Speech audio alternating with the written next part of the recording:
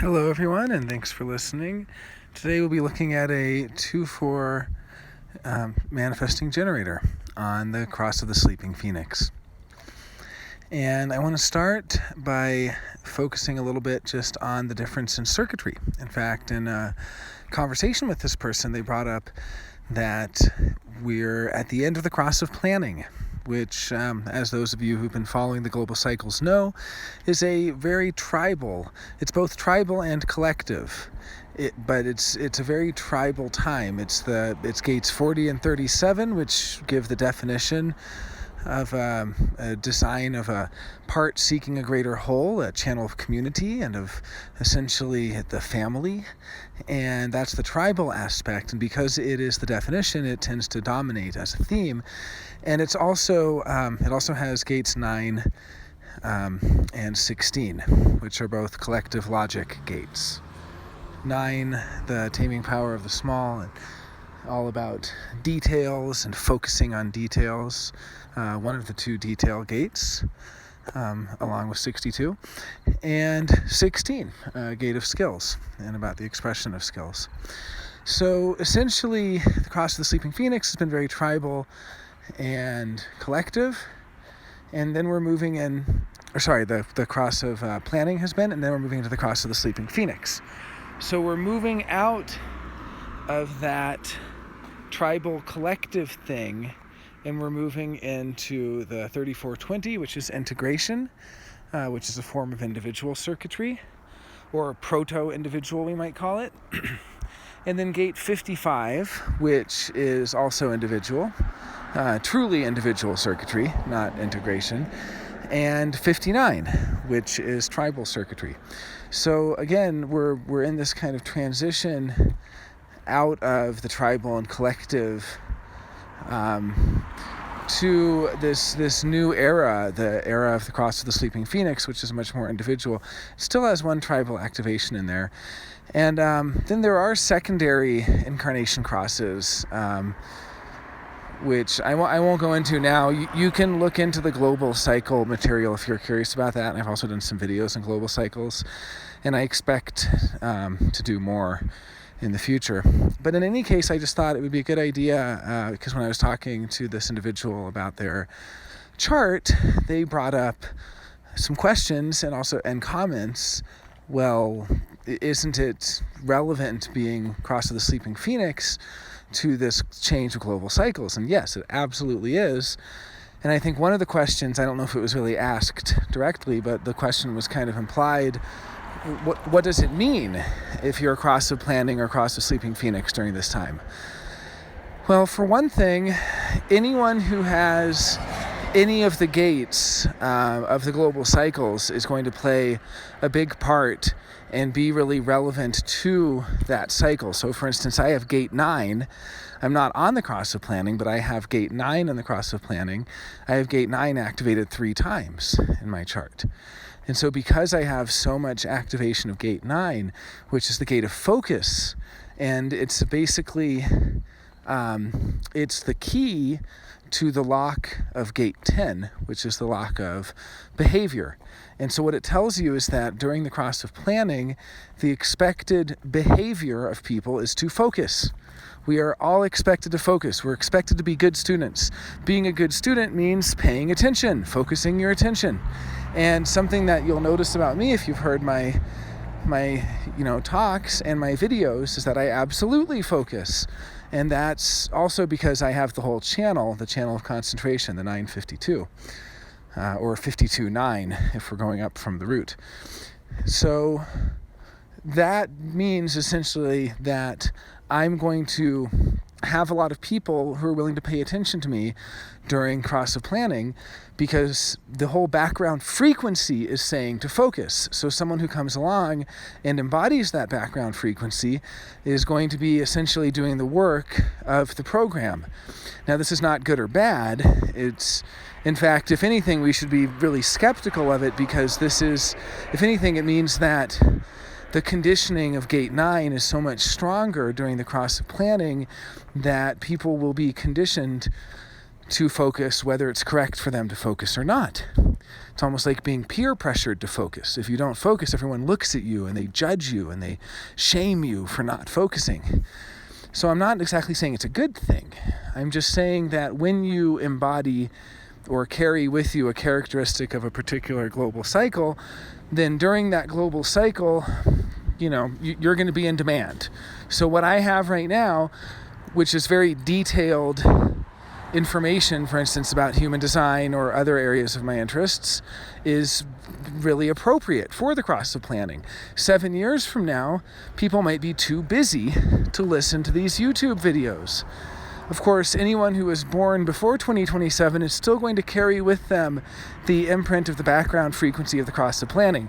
So it's not like we just wake up on February 15th, 2027, and suddenly this frequency is gone. I mean, everyone alive today at the time of this recording in 2020 and for the next 7 years, and everyone who's been alive in our lifetimes is absolutely imprinted with the cross of planning. And so they're imprinted that the correct behavior is to focus.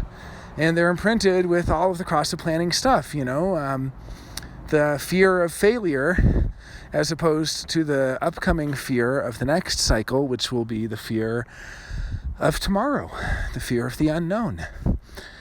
Just even that can tell you everything you need to know in terms of how different these cycles are.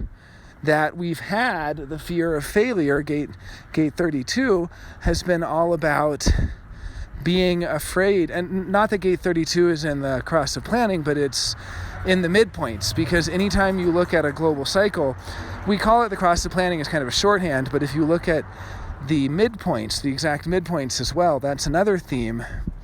And I don't want to go into this too much because this is a very advanced topic. You can study it in global cycles. But essentially there are perennial locks, and the locks are the gates that are active during the solstices and the equinoxes, which is the gates from the cross of the vessel of love, 10, 15, 46, and 25. And then the other gates that are also locks are the gates of the Sphinx, which are the exact midpoints of the vessel of love. And that's gates 7, 1, 13, and 2. So basically, all 8 gates of the G center are the lock gates. And there's going to be 8 keys to those lock gates, and the keys are what change. The locks never change. The locks are the same they were 5,000 years ago. The keys are what are changing. And the keys are changing from the cross of planning to the cross of the sleeping phoenix. And those crosses are the keys that go to the vessel of love gates. But if you look at the exact midpoints, I think it's, let's see now, it's been a while since I've looked at this material, but cross of Maya and you'll have to look at them. But basically what you do is you look at the midpoints. And but in any case, I don't want to get sidetracked into this. Suffice it to say that it tells you everything you need to know when you realize that the great fear of the cross of planning has been the fear of gate 32. And gate 32 is the fear of failure. It's a tribal fear. It's the fear that you're not going to succeed in helping to raise up the material abundance of your family. The big thing for the cross of planning is maybe you didn't go to college, but you want to put your kids through college. And your great fear is that you'll fail materially. And that is changing. It's changing to the next one over in the wheel, or the next one back, I should say, because it's a precession, and that's gate 57. And gate 57 is an integration fear. It's the fear of the unknown. It's the fear of tomorrow. It's the fear that you won't survive. And how different is that? The tribal fear of failure versus the integration fear for your own survival. So in any case, I just want to start really before going into this chart by just talking more about the circuitry. And I've done some videos on the circuitry, but actually what I dug up for this in particular is an excerpt I have of Ra talking about individual circuitry, because this is what it's really about. We're entering into a very, very individual time, which, by the way, if you're a Cross of the Sleeping Phoenix, hurrah! In 7 years, you're going to be very much in demand, and you're going to be able to, especially if you're a sixth line, well, you're not going to be a sixth line Cross of the Sleeping Phoenix, but if you have those gates, and you embody the sixth line profile, because we're entering into a sixth line time. So, if you carry the sixth line in your profile, particularly personality profile, if you're a 6-2 or a 6-3, or if you have the gates from the Cross of Sleeping Phoenix, 2027 rolls around and you're going to feel like, wow, this is, finally the world has caught up to the way I've always been. Now, on the other hand, you're still going to be imprinted with the Cross of Planning. So you're going to be, in some sense, torn between two worlds, where you yourself embody the characteristics of what the world, of the new emerging world, and yet you were born into the old world. So you're going to see the old world crumble. I mean, we're here to see the Cross of Planning crumble. Now, it's going to be especially hard for people actually on the Cross of Planning. But of course, none of this matters if you're following strategy and authority, because, if you're on the Cross of Planning, and everything you want in life is to be part of something bigger than you, to be part of a community, to be part of a real family, to be part of a group that supports each other, and you see that this is breaking down, well, it's only a dilemma if you're not following strategy and authority. It's only a dilemma for the not-self. Because the not-self is just this bundle of characteristics, and it's going to go, oh, this is so terrible. Everything I've always wanted, it's breaking down. It's not working right.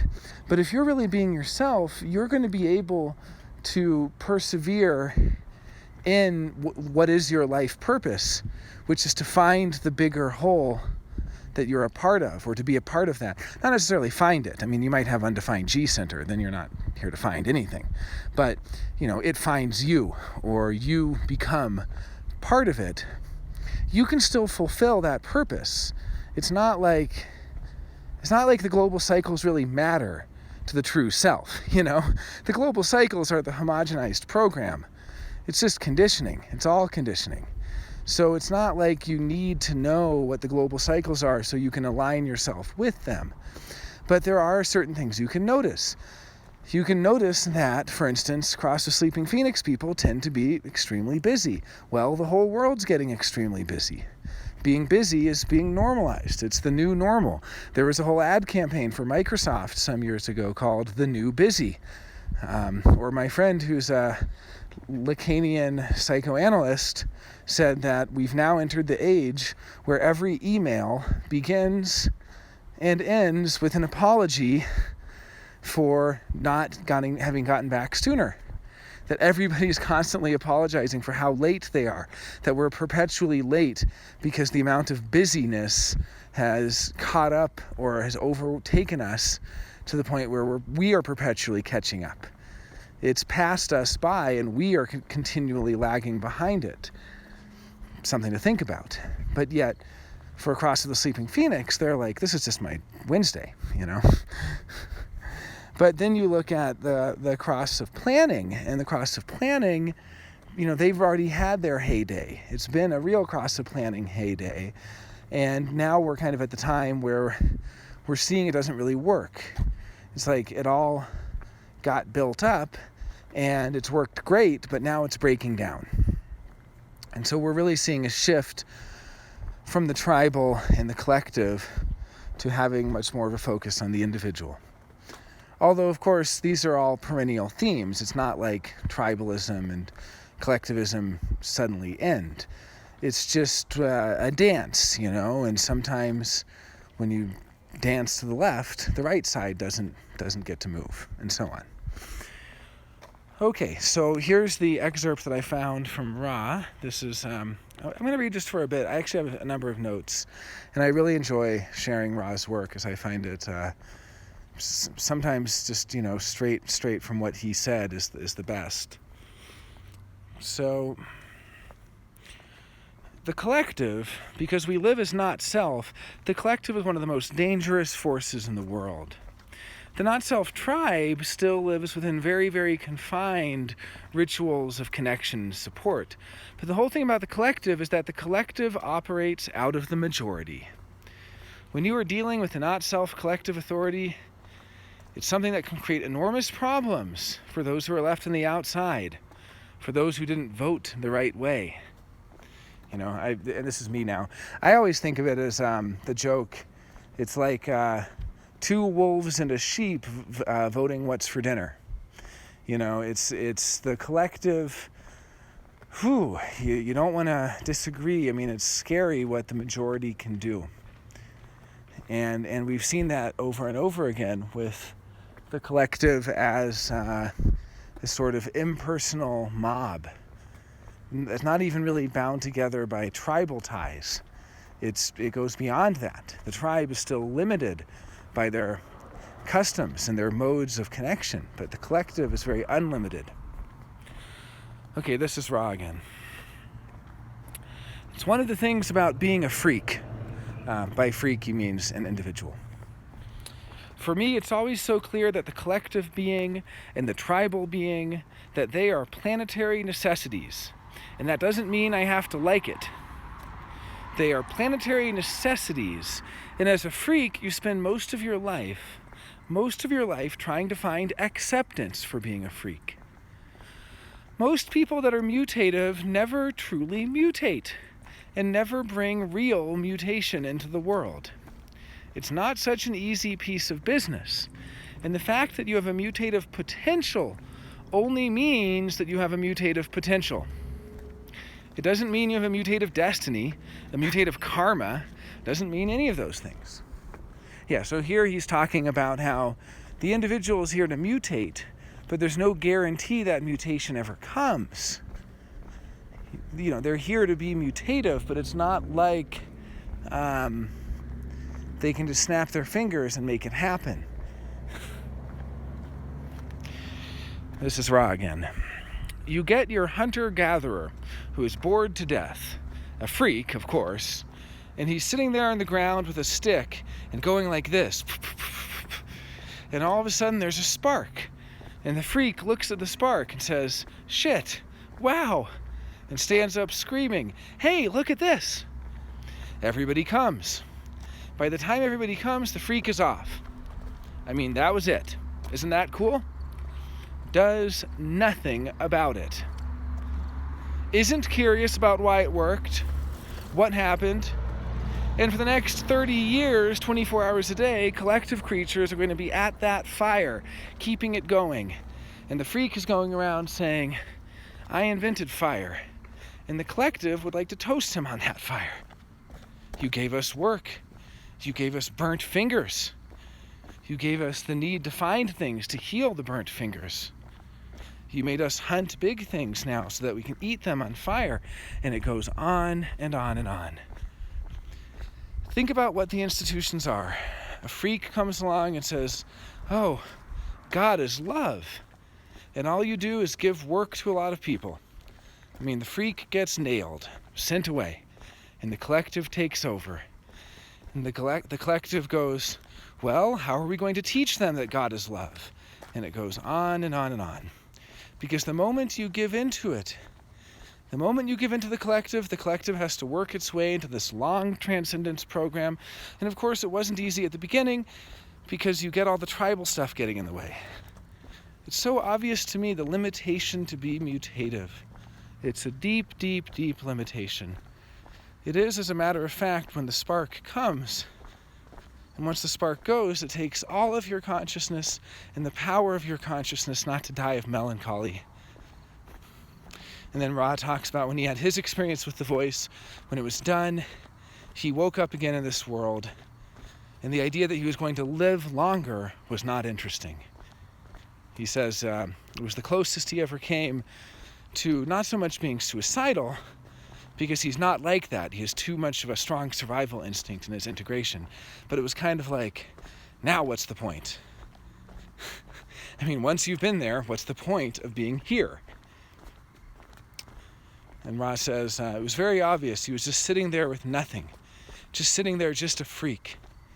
You have all this, and then it's over. The spark is lit. And for Ra, it would have been very, very easy to walk away and let the fire go out. It nearly did.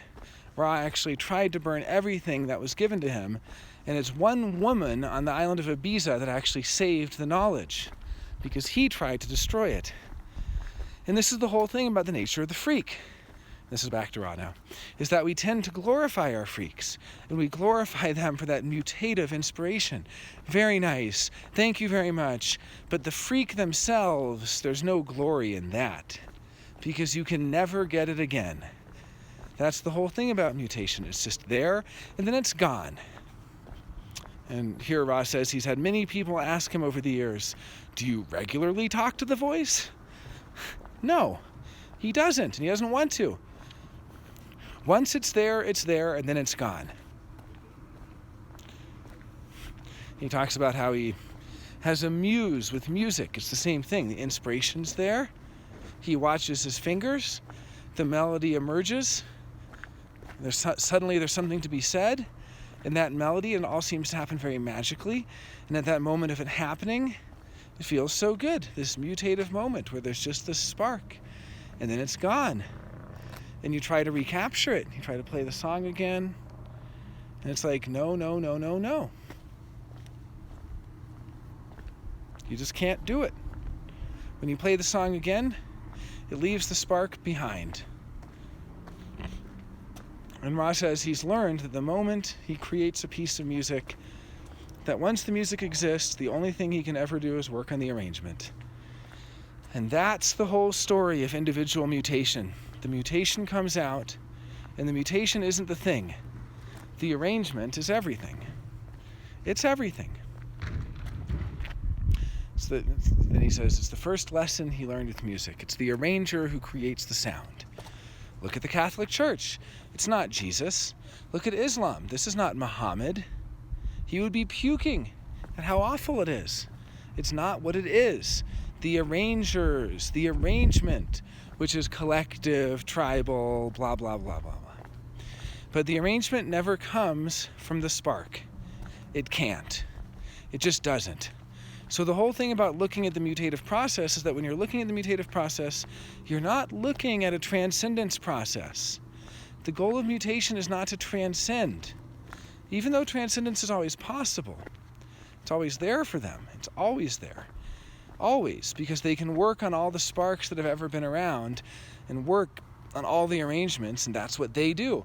I think he means here, he doesn't say it, but he means that's what the collective does. The collective works on every spark that's ever been a spark, and they arrange them, and they put them together in different ways, and so on. But the individual does not have that possibility. It doesn't exist for the individual. It is either life is going to be a flat plane, or there's going to be a spike. And your whole life is lived on the flat plane. It's the freak's way. Most people do not understand that to be a mutative person is to be really flat. Flat. Okay, so I'm going to read more, but just to start with, he's already kind of painting an interesting picture of individuality. You know, we think of it, we have so much romance connected to it. I mean, so much mystery. But to be an individual can be really boring. There's a lot of boredom there. There's a lot of waiting around and feeling like, what's the point? And nothing ever really changes, and just waiting for something really to happen. I mean, it's funny, people who think there's going to be some big apocalyptic event, you know, I think Ra might say this, it could be in the next excerpt, but it's an idea that I've had, and I found other people as well. In fact, I encountered it in the work of the Slovenian philosopher Slavoj Žižek. And Slavoj Žižek said, you know, it's easier for us to imagine the apocalypse than to imagine the end of capitalism.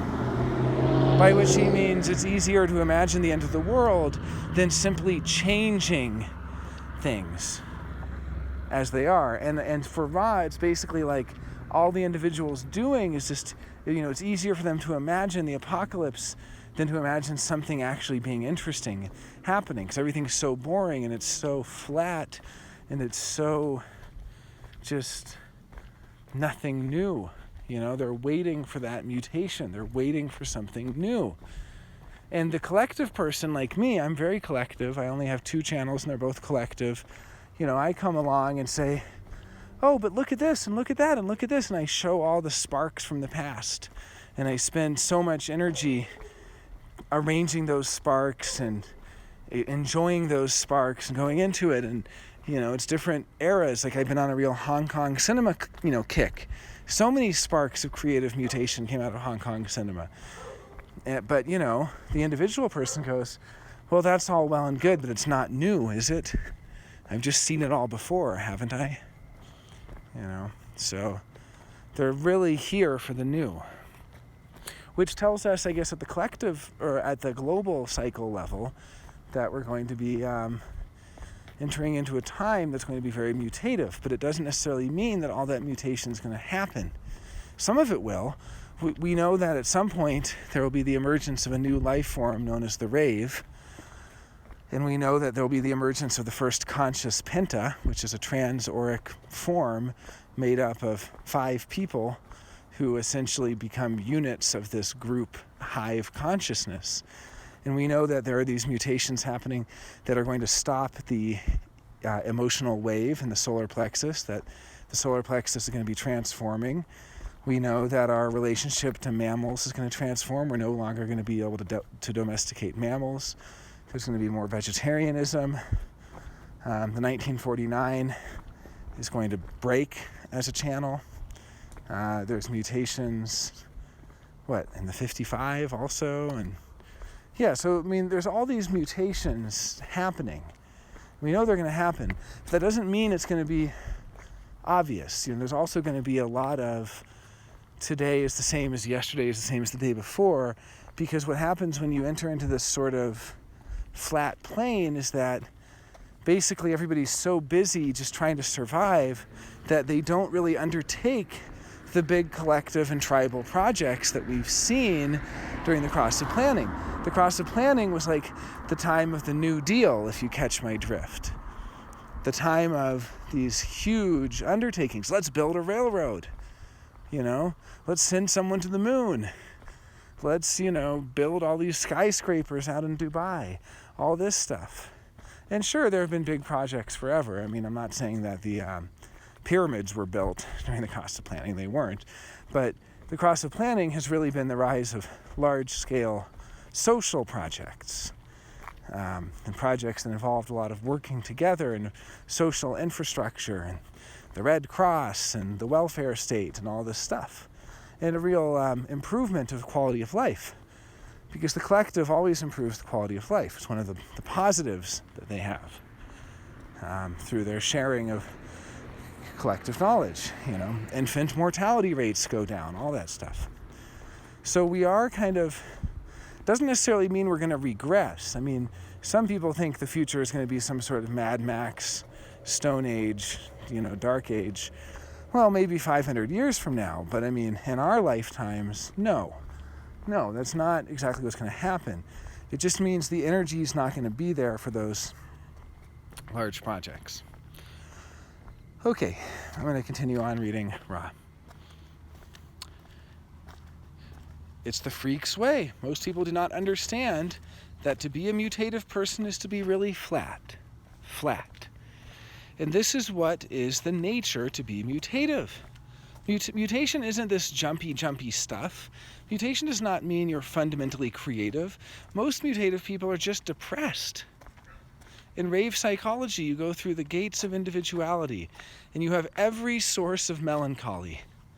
All of the melancholic problems of humanity. They are all there in that image.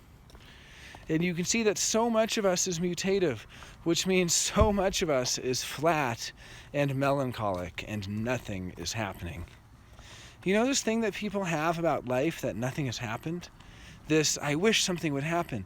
I wish something different would happen. Well, this is what it means to be mutative. What it means to be mutative is usually that nothing happens. Nothing. Nothing. The space between a note has no tonal value. Nothing. The thing I find so interesting about mutative people is that they are zombies. It's a kind of zombieism. And he's talking about how Loki and he watched the most horrendous movies together, his son. And they were watching Resident Evil Part 2 Apocalypse. And you can tell right away, there are all these humans that have been infected with a virus that makes them zombies. And then he thinks, zombies aren't tribal people. They aren't. Tribal people are not zombies. You can tell. You can tell right away. They're too busy. Collective people are not zombies. They're trying to organize everything. They don't have time to be zombies. Freaks? Now these are zombies. Nothing is happening and I am depressed. Nothing is happening and I am depressed. And the joke is that when something happens, they don't notice. Not self, eh? Did something happen? No. Okay, nothing is happening and I am depressed. Nothing is happening and I am depressed. This is not the collective process. The collective is so concerned about getting everything working. You know, the logic is working on its patterns. You've got 20, 30, 40 million people in laboratories a day. There used to be a joke that we talked about laboratory rats. Well, you have 40 million people in laboratories going, let's organize, let's organize. They're not zombies. As a matter of fact, there's something going on in their life the whole time, and they hate it. That's the other side of the coin. But there's this terrible pain in the mutative being, and it's the pain that there's this deep expectation within them that transcendence is there. But you see, they are not born to work at it. They are born to provide the spark every once in a while, which is very different. They can't deal with transcendence this way, in the way that the collective can deal with it. The individual can't. As a matter of fact, they can never become transcendent. It either happens or it doesn't. It's a shift. It's a head going through the sky. It's one of those brief moments, and it's always so brief. I mean, we are very dense. The lack of sensitivity of human beings to what is in the environment around you. And here Ra says, it was amazing to him in the last year, they were doing the encounter courses, and there was a thing in the room. And it was obvious to him that there was a thing in the room. But as a freak, you don't really want to get into all that. You don't want to go into that really long with other people, because there's a sort of, he's losing it, that guy is losing it. And that's why he talks about individuality as an uncertainty principle. I don't know. I don't know. I don't know. Oh, I know. And it may never come. It really may never come. So the way that you know the response, so here Ra says, he sees in the way the response he gets as a teacher over the years. There's a difference between collective minds, individual minds. With the collective mind, when he's dealing with logical people, they're the first people he touches. They're the first ones. The logical mind can immediately grasp the logic of the knowledge. So at least theoretically, there are beings that he can have easy access to. And the abstract beings, they like the idea. And the moment they like the idea, he's communicated. Because then they can play with the idea and see how it works out and experience. But the individual either knows or they don't know. Individuals, he says, individuals will trust him because he is so individual. They trust him from the frequency. But for them, it's not like they can build on an understanding of it. It's not like they can go through a collective process to understand it. There's no pattern to establish. There's no experience to back it up. There is simply, you're either going to know it or you don't know it. And it can be very, very difficult for individuals to get to that place, to finally know it, to know it. Because knowing has no language. It has no language. We talk about the 23rd gate as the way the individual mind gets explained or expressed. But the 23rd gate is a translator. It's just a translator. When you're dealing with the collective movement from the ajna to the throat, you're dealing with the inner vision being translated into language. So the pattern vision being translated into logical facts, the moving image being translated into new ideas, and stimulation out of the throat, and all the I believe stuff. But the 43rd gate is not an eye, and it's not the third eye. Here Ra says he likes to call it the third ear, because that's really what it is. It's like a diaphragm, and the way in which you consciously relate to it is that it sounds like a voice.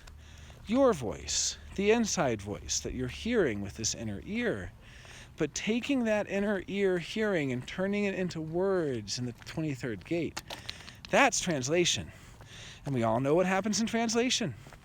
No matter how good the translator is, it is still a translation. The 23rd gate has enormous difficulty in trying to get somebody else to know.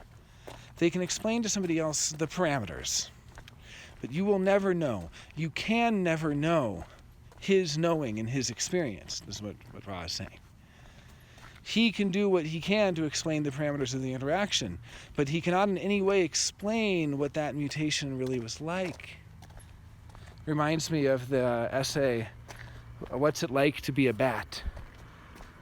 Was it Wilfrid Sellers, or I forget who it was, one of these analytic philosophers talking about what it's like, this whole idea of what something is like.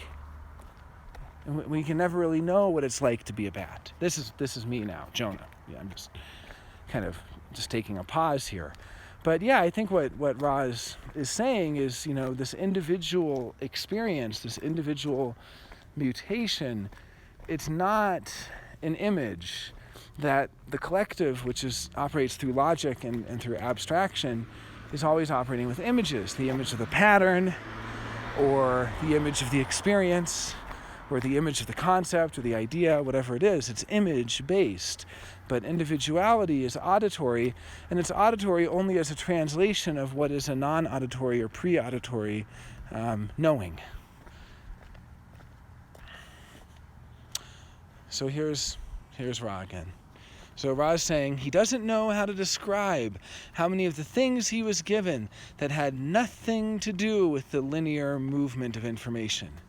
It had nothing to do with the way he teaches you. The whole thing about knowing is that knowing is a real problem. The only thing that knowing is really good at is knowing that nothing's happened. That's the source of their difference. The individual looks at everything being occupied by all this stuff, and they look at all of that and they say, oh, that's boring. We're born? Oh, that's boring. We have to have parents? Ah, that's boring. Can we have something different? Oh, we have to make money? Oh, that's boring. Can we do something different? And then Ra says he shouldn't be saying this, really, because he gives them such a hard time. The 1858, which is a collective logical channel, he always gives the 1858 a hard time because they bitch like hell. They're always at your throat. They're always at it. They're always criticizing. They're always challenging. But to be a freak is much worse. It's much worse because you're always saying nothing is happening, and all these boring people don't even notice. They seem to be so occupied with this nothing. It's not critical, but what it's really saying is that all of you people don't seem to understand that if you get stuck in all this stuff, that you're going to this is a dead-end street. If you get stuck in all this stuff you're doing, it's a dead-end street, and if nothing new happens, we're going to die as a species. New things have to come along. Mutation has to come along. Why are all you people stuck here? Again, knowing is something very difficult to translate. The freak looks around at the world around it and sees the world as being caught in a kind of morass in which they're stuck in the past. They're all locked in the past. Whether that past was yesterday or 2 seconds ago, it doesn't matter. Built into the mutative being is, where's the next thing? Where is it? And I want it. The individual is interested in I. And here Ra says, he had many interesting spiritual friends in this island, and one of his earliest teachers, he said to me, Ra, you say I a lot. And Ra said, and I didn't know then, because it was before the voice, I didn't know that I was an ego manifester. That was an individual. I didn't know that the core of his design, he's saying, he didn't know the core of his design, in essence, is the 20th gate. I am. That's where his manifesting comes out in the throat, is the I am. And Ra says, I was very much an I person. I will, I do, I can, I say. And this is the difficulty of the mutative being, is this I. It's the I. It's not we, it's not us, it's always I. And they are never very satisfied when the we, the us, have something they don't. And there is an inherent dislike that the I has for the we and the us, because the I gets lost in the we and the us. And the moment it gets lost in the we and the us, it believes that nothing will ever happen. This is what happens to every single person that has a lot of individuality and ends up in a marriage when they're young, in their 20s, and ends up in a career and their jobs and their houses and whatever, and every day of their life there's a part of them that is weeping with pain. Nothing is ever going to happen for me after that, other than having to cut the damn grass. Nothing is ever really going to happen. Nothing. This is what life is. And these are the people that are deeply, deeply melancholic about the nature of being. It's one of the things that you have to be able to teach individuals. You have to teach them that the magic of life is nothing happens. It's true, nothing is ever happening. And Ra says, as a freak, when he looks at the program, it's like the same old, same old. He's been doing these programs now since 1994.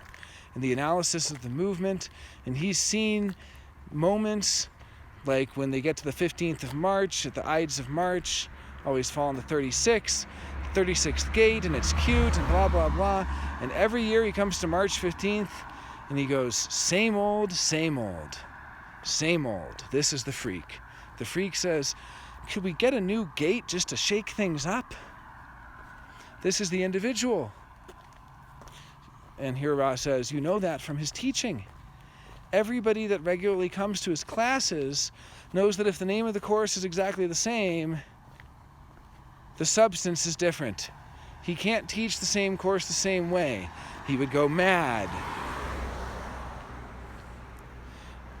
That if you want this course, you're never going to get it again, because it's just what it is and nothing else. And for him as a teacher, it was horrendous.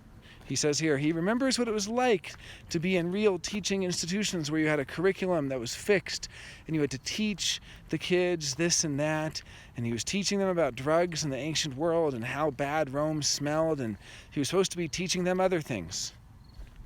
Well, teachers burn out. They go crazy. You have these very individual teachers who are wonderful beings, and there they are with the same curriculum over and over again, and they start dying. They start dying. He has watched them die inside until they are just flat. And this is what he has learned to love, the flat wave. The flat wave is really something if you're a freak. It's the only place to be. It's wonderful. He says he had to come to grips with the fact that he was never, ever again going to have such an experience. It's over. It was over in 1987. Over, and there's no part of him that looks for something to happen anymore. It's gone, and he remembers all the years that he was involved with drugs, always looking for something to happen, something different, something entertaining. He kept on going further and further and further to the edge of something, the edge waiting for something to happen. Well, it happened. Beware of what you seek. Boom! And then, so typical of a freak, he became depressed. He finally got it, and then you realize, oh shit, it's over. And the whole energy of, I am here to be mutative, I am here to be mutative, it's gone. It's gone the moment that the voice left him. And the only thing in front of him was the potential to be a collective salesman, teaching out of logic, organizing, and organization, playing the collective game. At least he stays connected to the spark this way, he says. That's how he sees it. But the spark, the magic, well, he is on this plane now. It's the sweet, sweet line that will take him right to his death. It's just the way it is. No expectation. You got to be really lucky in a lifetime to get a spike. And here Ra says, when he feels pain out there, it is the pain of individuality because it's in everyone. It's rare to find someone in their design that they don't have an individual gait. It's such an enormous complexity in the vehicle. And real sadness in this life doesn't come from the collective circuitry. It does not come from tribal circuitry. It doesn't. As a matter of fact, if we didn't have individuality, if life was just to be the flat plane, in fact, it would be quite peaceful and it wouldn't be depressed. It may be not self and everything, but what that brings, but it's individuality that brings pain into our lives. And he's not talking here about the emotions right now. Although, of course, individuality has an emotional aspect. But what he's talking about is something else. He is talking about the sadness of every individual who does not get in their lifetime a chance to spike. Incarnation is very cruel. Here Ra says, when he looks dispassionately at the nature of the cosmic program, it's so obvious to him with 40,000 babies dying every hour that the incarnation process has no sympathy for us. It's not like it cares. It's not like it's a Godhead out there that's paying attention to us. Ah, poor humans. It's not the case. And you can see we are a mutative species. It's written in our body graph. And yet, as a mutative species, we know that if you look at the history of mutation of humanity, you will see very, very clearly it's a very, very slow process with very few spikes along the way. You can go hundreds of years, thousands of years without a mutation that transforms a particular phenomenon. You can go through many, many incarnations where nothing happens, nothing. It's always the thing he dislikes about the new age is the promise that something will happen. It's not what it's about. You can be awake and nothing happens. As a matter of fact, it's interesting. At least the cards are all laid out.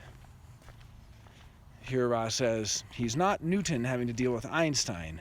If you're Newton having to deal with Einstein, you can go to bed crying every night. You don't have to deal with that. He sees so much sadness because so many human beings have been pointed towards the concept that something must happen in order for their lives to be of value, to be worthy, to be this or that. But it's not true. It's not true. Most of the time, nothing happens for all of us. It's maintenance. Consciousness is maintenance. You can see how long it takes for it to move. It takes hundreds and hundreds of years for deep concepts about the nature of being to filter through humanity, long down the fractal lines, generation after generation. Okay, so that was Ra talking about what it is to be an individual.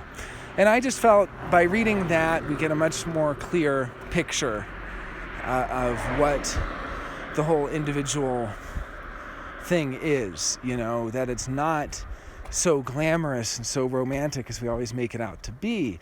I mean, it can be intoxicating, that melancholy, and obviously the creativity that comes from it. I mean, all of our greatest musicians, songwriters, composers, that comes from individuality.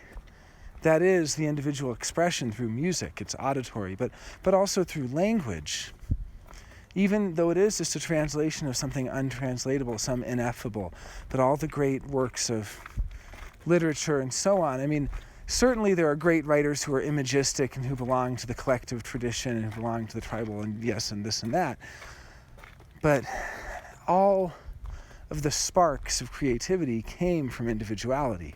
So yeah, there are great writers who are simply great arrangers or great filmmakers who are great at, taking from all of their influences and taking from all these different sparks. People talk about Quentin Tarantino that way, of being a great arranger of scenes from other people's movies. Sure, there's great DJs out there. But no matter who you are, if you're in a creative profession or not, anything, I mean, we all have so much individuality. I mean, Ra is correct in saying there's more individuality than anything else, really, in the chart, because it actually goes into all 9 centers. It's the only circuitry that can reach every center. The tribe doesn't go above the throat. There's no tribal circuitry in 2 of the 9 centers. It doesn't make it there. It doesn't go to the G center either. In fact, 3 of the 9 centers lack tribal circuitry because the tribe has nothing to do with the G center. It has nothing to do with self-identity and with individuality and individual direction. And it doesn't have anything to do with our head and ajna. The tribe doesn't have that mode of awareness. And the collective only gets to 8 out of 9 centers. Collective circuitry can't reach the heart, which is kind of the nexus point for the tribe. The collective never gets there. If you look at it, there's no collective channels that go to the heart. And there's no collective gates in the heart. So you'll see that in human design, it's only individual circuitry that really goes everywhere, which tells us a lot of interesting, deep things about ourselves. It tells us that, as individuals, the only way you can really live the fullest of being yourself, that in any tribal situation, you're always going to be limited. Parts of you are not going to be accessible. And in any collective, parts of you are not going to be accessible. But with the individual, as individual, that's where we can live out the fullness of our design. So I'm going to go on now for a more personal reading, but I just kind of wanted to put this all at the beginning because I felt it would be, first of all, to address the question of the difference in individual circuitry, how is individual different from the tribal and collective. And then also I just, it's an excuse just to read some of what Ra said. And I mean, gosh, that's, talk about gate 12 right there. Not just the 4323, which Ra also had, which is all about structuring things in a way that can be assimilated. Well, he was certainly a master at that, and he was very successful in that. But he also had gate 12 and a defined throat. And even though that was not his gate, that was not his manifestor gate, in the sense that it was gate 20, that was the ultimate end point of the flow of energy coming up from his root and ego, which went through the spleen, and he had an undefined root coming from his ego through the G center. That ended in point, that was the terminus point for his manifestation. So how he manifested himself and how he manifested and expressed to the world was very much the I am. And yet he also had gate 12, and that gate 12 was incredibly articulate when he was in the mood to be. And you kind of get some of that here in what I've just read, where he has such a wonderful way with words. So we're going to continue in part 2 momentarily. Well, it'll be momentarily for you. I'm finishing this recording for the night, but part 2 will commence, and then we will be looking at the individual aspects of the chart, and particularly we'll be, this is kind of a nice companion reading to a triple split 2-4 on the Cross of the Sleeping Phoenix that I did some months ago, because here we have a simple split. And so we'll be able to kind of contrast that and hopefully talk about what that bridging gate, how that plays out, and maybe even read a little bit more from Ra, talking about the split definition. And we'll kind of dig into that gate 56. So stay tuned. You'll have to excuse me, I'm using a lapel microphone, which I've shielded from the wind, but the Santa Fe wind is so strong that even with the lapel microphone and multiple layers of fabric, some of the next portion is not very legible. So you can skip forward about 12 minutes, and what I ended up deciding to do is just to wait for the wind to pass. So after about 12 minutes, the wind dies down. But I decided to leave it in the reading here, just in case you want to hear what I have to say. I'm mostly talking about the 2838 and its role with integration circuitry. And I will recap after that, because I think some of it got lost due to the wind. Thank you. Okay, so now we're going to look at the body graph proper after that detour into circuitry. And we have a 2-4 manifesting generator split definition with only one bridging gate, gate 56. And This person is on the right ankle cross of the sleeping phoenix. So let's just start with the surface. We'll start with the obvious here. We have a manifesting generator, and this is the pure manifesting generator with all 4 integration gates. Therefore, it's a manifesting generator who's not only busy in the now, but they know what they're doing. They're busy doing, they know what they're busy doing, and it's for themselves. See, gate 34 has all the power in this integration circuit bundle. And gate 20 is the energy to do things now, to do things in the moment. I mean, it's the manifesting gate. If you have 20 and you don't have 34, you don't have the energy. And if you have 34 but not gate 20, you have the energy, but it's not going to be always available. It's not going to be available in the moment, as it were. Now, if you have just 34-20 and neither the 57 or the 10, you end up busy, the classic manifesting generator, but you don't necessarily have the awareness hooked into it. Gate 57 is the only awareness gate of integration circuitry. And even if you have 34, 20, and 57, you might know what you're doing, be busy doing it, but it might have nothing to do with you.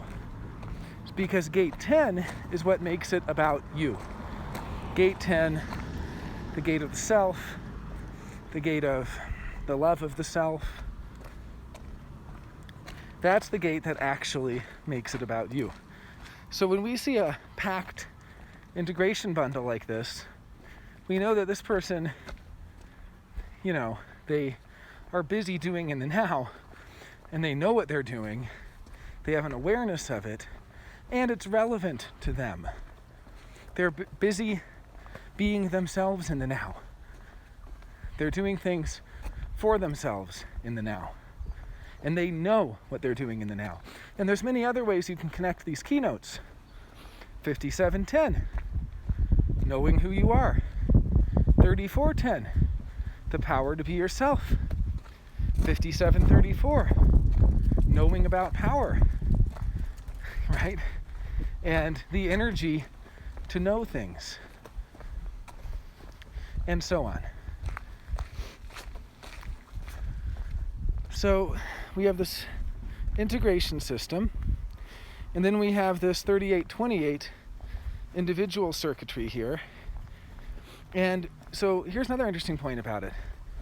Integration is like proto-individual. It's not fully individual in that it's almost a precursor or a prior kind of ancient circuitry that predates the emergence of individual circuitry.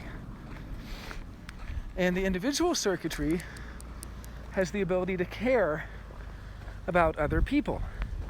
Integration circuitry by itself is about survival and about individuation or differentiation, about individuating as oneself, separating from the family one was raised in, separating from the tribe, separating, individuating from the group. That's what integration circuitry is by itself. So it's separating from the group and going off to survive. And as such, it's not really there to care for other people.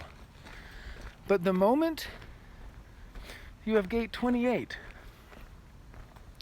and we have the 2838 here, and particularly if you have the whole channel, that integration circuitry becomes no longer just about yourself.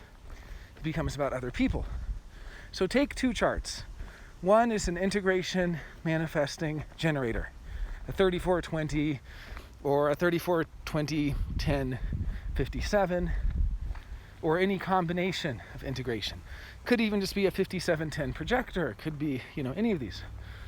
You take that person with their integration only. They have a life force energy of survival. They're in a fire, they're getting out of there. They're going to survive. Now you take that same person with that channel, but they also have gate 28. Or even better, they have the whole 28-38. So it's a consistently energized gate 28. Now, all of a sudden, that quality changes. All of a sudden, they're in the fire, and they're looking for their loved ones. And they're looking for their pets. They're not just survival. They are, what's the point of surviving if we don't have passion, if we don't have meaning in our life? See, the individual needs passion. They need something they're passionate about. Passion empowers them. Passion gives them a purpose. The individual existence is so existential and so nihilistic without this.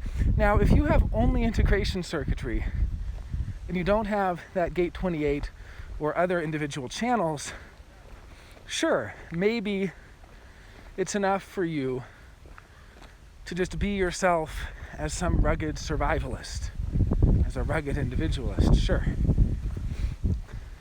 But this body graph here, with this 28-38, this person needs passion. See, 28-38, the channel of struggle, a design of stubbornness. That 28 is all about taking risks, all about gambling, but not taking risks for personal gain, taking risks for meaning, for a higher meaning, for something beyond sex and food and sleep and survival. It's all about going beyond survival. And that 38, the fighter, that's the perseverance. That's the willingness to fight for what you believe in. You find this 28-38 in the charts of Martin Luther King Jr., Mohandas Gandhi, Mahatma Gandhi, and you see this in the charts of people who are fighting for something more than just themselves, which is interesting, right? Because individual circuitry is so personal. It's so personal, and it's about your personal passion. You would think it would be collective, right? You would think they're fighting for something collective, for the common. But it's not that. It's not collective in that sense, because collective is not about passion. Collective is either logical or it's abstract. It's either about the experiment or the experience. It's a different thing than passion. It's different. So what you'll actually find is that 28-38 is doing things that bring them meaning in life, that are personal to them, and that they take things very personally. So that taking things personally, that they're very sensitive to the auditory, for instance, to words that can hurt their feelings. This person also has gate 22, which is an individual gate of listening connected to gate 12. In this case, they have 12 undefined. But people who have gate 12 would have an ear in someone with gate 22. Now, that doesn't mean that the gate 22 is going to take in the information. They might just be taking in the tone of voice. They'll be taking in some information, sure. That's a joke that Ra made. He had gate 12, just as I have gate 12. And Ra joked that gate 22s always loved the sound of Ra's voice. The gate 12, right? And they would tell him, "Oh, I put on your lectures when I'm going to sleep at night." And he would think to himself, you're not even hearing what I'm saying. The gifts of gate 22. To be able to hear past the content of the words. So, just at the surface, we have an integration being, but someone who cares about more than survival, who has that 28-38, who needs passion in their life. And if they lack that passion, if they don't have the things they're passionate about in their life, life will be a chore. They need to have those people they look up to, the people that inspire them. They need to have that personal connection to things. Everything about the individual is how personal it is. Oh, the tribe takes things personally too. But for the individual, it's so personal. And the individual cares in a personal way. And they're offended if you're not there for them when they need you. But they're even worse, they're disempowered if you try to care about them in a way that they don't need you to. That is to say, there's no support in the individual circuitry. There's empowerment, and it's different. The tribal person wants you to always be there for them. The individual person wants you to be there for them when they need you. So Ra's joke is, the individual person's about to walk into traffic. You grab them by the shoulder and say, "Hey, watch out." And they turn and glare at you. Don't disempower me. I don't need you.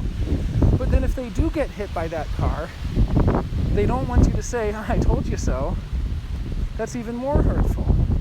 They want you to actually be there for them at that point.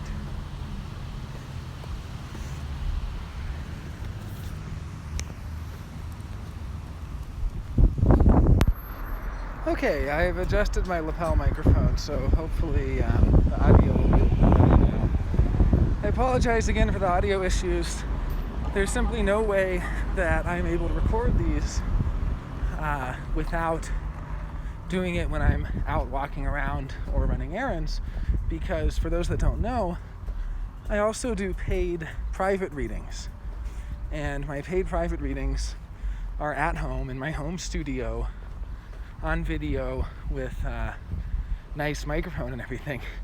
And the sound quality is much better, but at any given time, I'm a few weeks out in my queue of paid private readings, and I additionally work 40 hours a week minimum as a software developer working in digital publishing.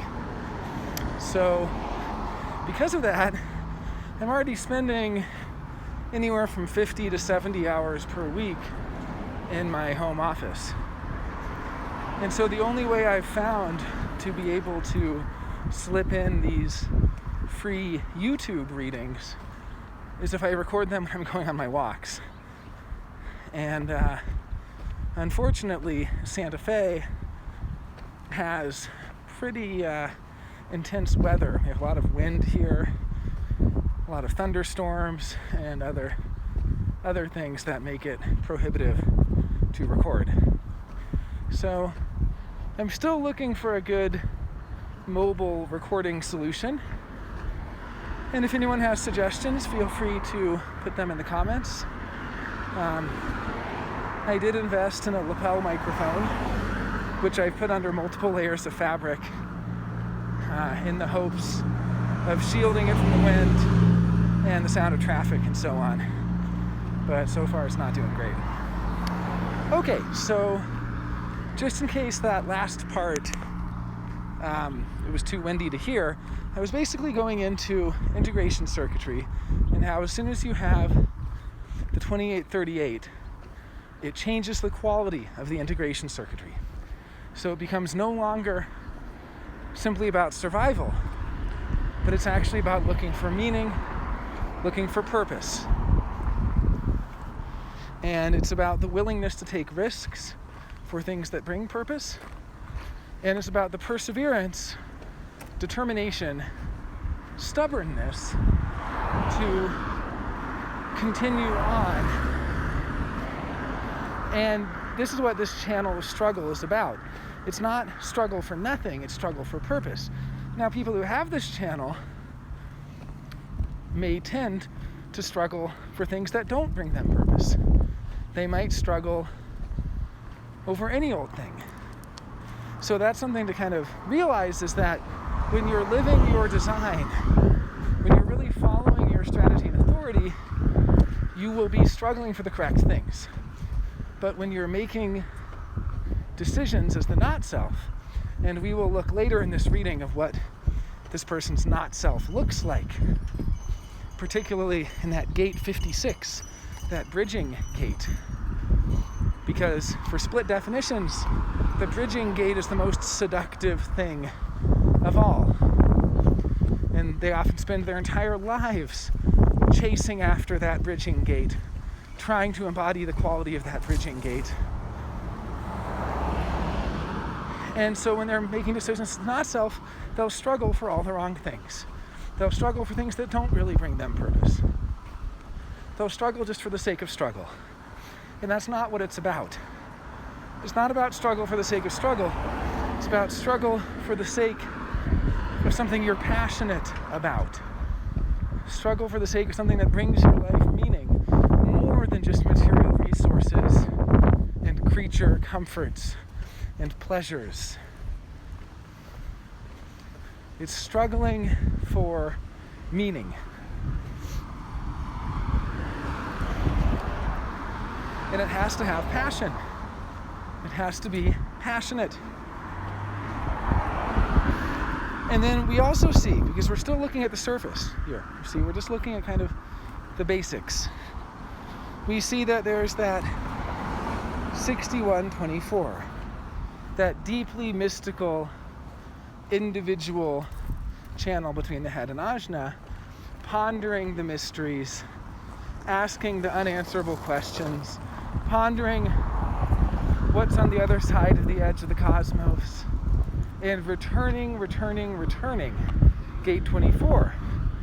It's always playing things over and over and over in their head. These people get songs stuck in their head all the time, and if you spend much time with them, you'll start getting songs stuck in your head, because it quite literally makes you play back the same repetitive thoughts over and over. So we have the integration bundle, and then these two individual channels. The individual channel of the head and ajna, and the individual channel from the root to the spleen. Which, by the way, a side note about the 2838. It's one of the deaf channels. And as a deaf channel, what it means is that it's designed to sometimes be triggered. And when it's triggered, to completely ignore any attempts to influence it in any way, shape, or form from the outside. So that's something else to realize. When you're living your design, when you're really making those sacral decisions, those sacral throat decisions, and following strategy and authority, and making decisions out of response and waiting to respond, and from that sacral center, which, as we know, when it connects to the throat, will sometimes speak.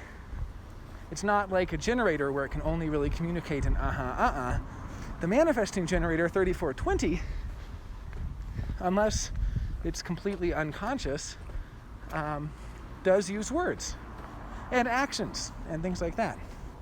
But in any case, when you're making decisions as yourself, then you'll be deaf when you need to be deaf.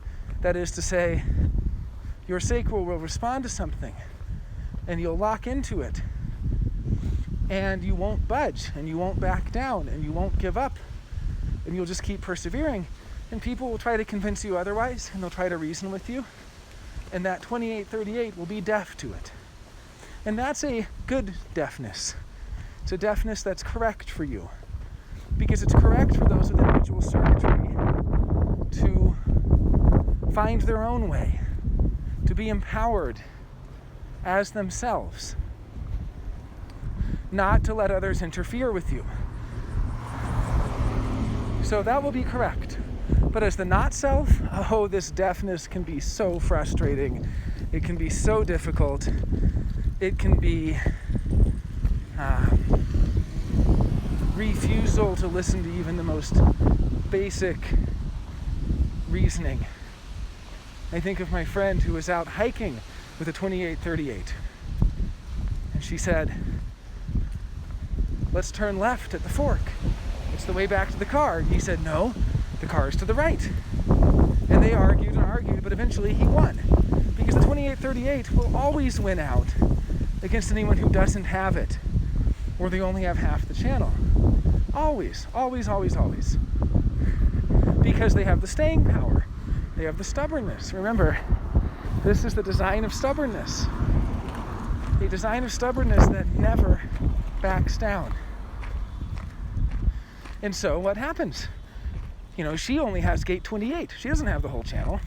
So she says, no, the car's to the left. He says, no, the car's to the right. Well, eventually she gives up because there's no point arguing with the 2838. They will always win because of their stubbornness. 4 hours later, they get back to the car, and it was 20 minutes away from the fork to the left. They had to go all the way for miles to the right, miles and miles and miles out of their way before finally in exhaustion, he gave up and admitted he was wrong. 2838s almost never admit they're wrong. At least when it's active. That's the thing. Individual circuitry can be triggered or not. It's active or not. When it's not active, you can be the most agreeable person in the world. Oh yeah, of course I'm wrong. You were right. No big deal. But when it's active, this is somebody who they could literally be saying, there were let's see, what would be an example? I'm trying to think of a personal example. They could literally be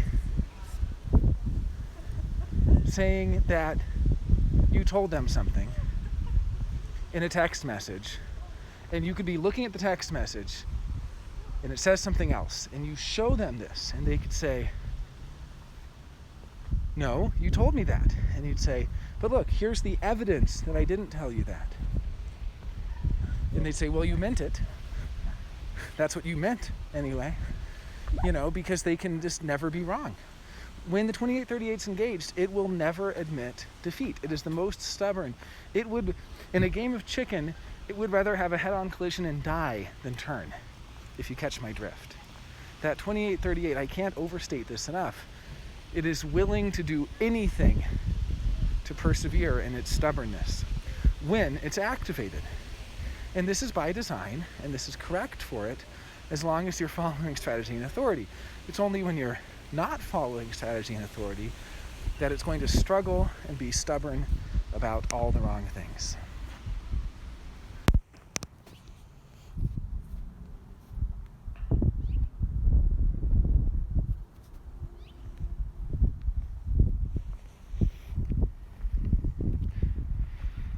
So the next thing I would look at then, I suppose understanding what it is to be a cross of the sleeping phoenix, and particularly to be a 2-4. The 2-4 is all about the natural expression of a hexagram that it's born into. In this case, gate 59, friction. And this gate 59 is always reaching for that gate 6. So anytime you meet somebody with a gate 6, that's something to pay attention to. And being across to the sleeping phoenix with gate 59, this is the most tribal of the sleeping phoenixes. This is different from a sleeping phoenix with the sun in 20 or 34 or 55, which are integration or individual. This is the only tribal gate of the sleeping phoenix.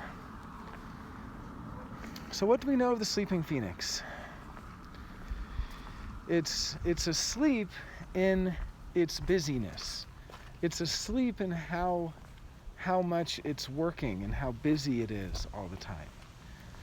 And with this 59, it's going to be there reaching out for that tribal bonding, trying to achieve intimacy with the other, looking for that intimacy, trying to create that intimacy. And as a second line, it's not introspecting. It's not asking what is intimacy, or how do I achieve intimacy, or what is good or bad intimacy, or it's simply doing. It's simply reaching out, trying to connect to the other person. The sleeping phoenix, Ra jokes, when they wake up, they burn down their whole life. That's the phoenix. and then they rise up from the ashes. That's his joke about them. That the sleeping is the busyness for other people. Now, because you have gate 10 here in this configuration, that's already going to be making you a little more self-oriented, doing things for yourself. And with 57, there's also that awareness in there that sees what you're doing. So it's not the same as a pure sleeping phoenix without that 57 and 10. Those change the quality of it. But nevertheless, this is the kind of fundamental doer, busy, busy, busy, asleep in their doing, charismatic in their doing. Doing is charismatic.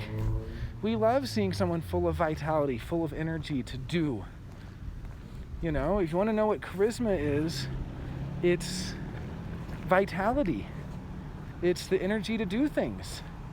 And if you see somebody, oh, I'm too tired to do that, I don't want to do that, you know, they're not charismatic. Charisma is about doing. And so this is a very charismatic incarnation cross. It has the channel of charisma right in it. And anytime you have a channel in an incarnation cross, you know that that as a thematic is going to dominate the incarnation cross. And yet the personality sun is not in that channel. So the accent of this incarnation cross, what we could say 70% of the neutrinos at the time of birth, and thus 70% of the personality is in that gate 59, line 2.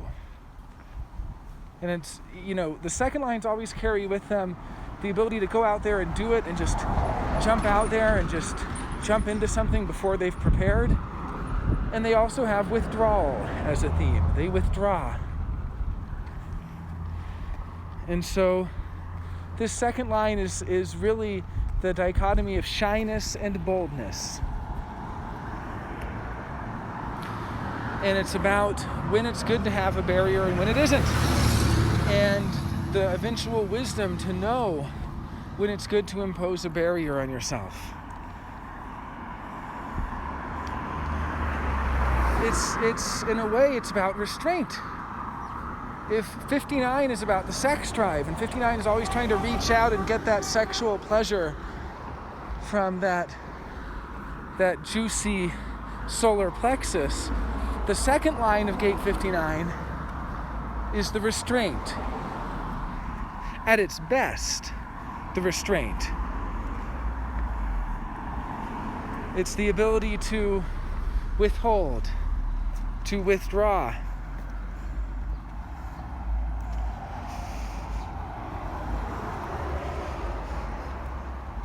And yet it can have a lot of psychological barriers too. It can have a lot of problems at a psychological level with intimacy, with allowing yourself to be known. So it can be either.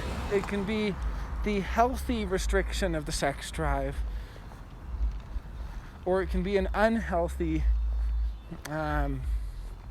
what we could say an unnatural or even a contrived, pretentious, pretending shyness.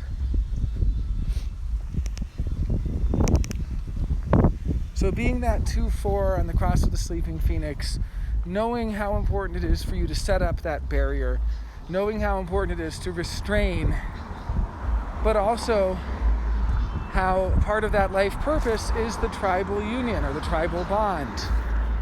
That tribal union is a necessary aspect of the expression of your personality, of your outer authority. Now, this doesn't mean it has anything to do with your decision making or your life force energy. I'm talking about the personality sun here. The personality sun is really some of your impact on other people. The personality sun is there for other people. And what is it there to do? It's there to exercise restraint. It's there to exercise restraint and intimacy, to exercise restraint in bonding. Okay, so we've covered the 2-4, the cross of the sleeping phoenix. Now, you actually have 3 out of 4 variables that are right variable here. This means you're mostly right variable. Your only left variable is your view. So you're supposed to notice things in a focused, alert way. But everything else about you is meant to flow. To flow. And so that flow state of the right variable, it's something that's not really understood very well because we're in such a left variable world.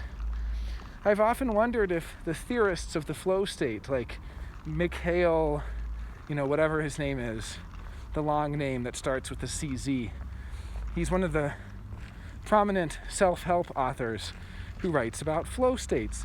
I've wondered if he's a right variable, or if he's a left variable who's writing about the right variable phenomena, that phenomenon of flow.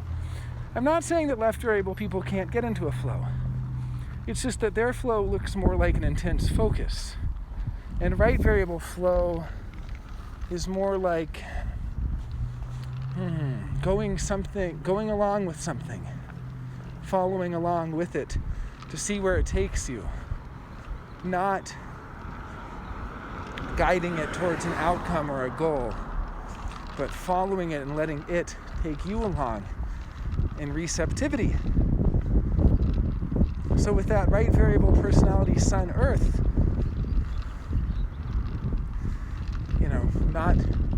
not here to have that strategic mind. The only thing strategic about your mind isn't what you notice. But once you notice things strategically, you're meant to flow with them. And on the design side, fully right variable. This is a design of a passive digestive system. And this is a design that's meant to passively take things in, receptively, not actively pulling from them, not actively asking a bunch of questions to pull information out, but passively receiving what information is given and having things pulled out from it. See, right variable is here to be a resource, to have the left variable people draw from its well. And with your right variable environment, your couch potato environment, your mellow, spacey, Moroccan pillow environment, that's what's correct for you. And so we can see too that even though you have that 3420 and you're a sleeping phoenix and you're busy, you're not designed to be busy in the 7-centered way that left variable is. See, left variable is a leftover of the 7-centered. And as a leftover of the 7-centered, it's here to be strategic and to be pattern-oriented and to be goal-oriented and outcome-focused and all of these things that we learn from the 7-centered being, which is our heritage.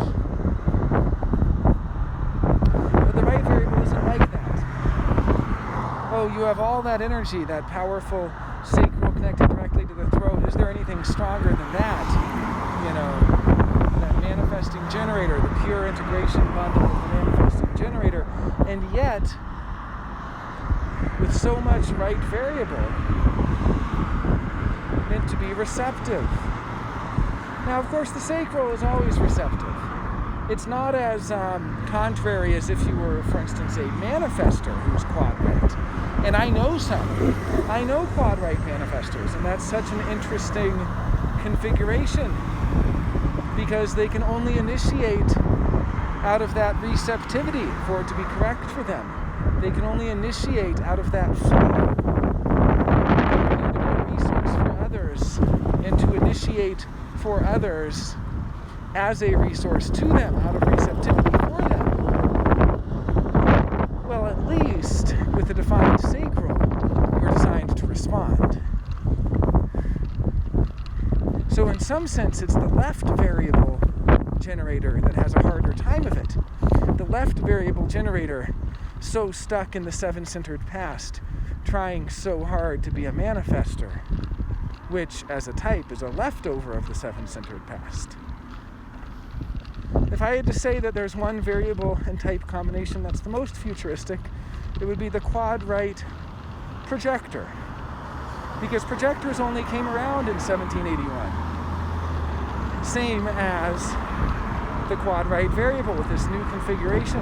Quad-right is really pointing at the future. It's pointing at what's to come. And it's a consciousness of the future, so to speak. Now, you're not quad-right. You still have one vestige of the past. You have that one left variable. That left variable view. And so you're still here to see in a pattern-matching way, in an alert way, in a strategic way, in a focused way.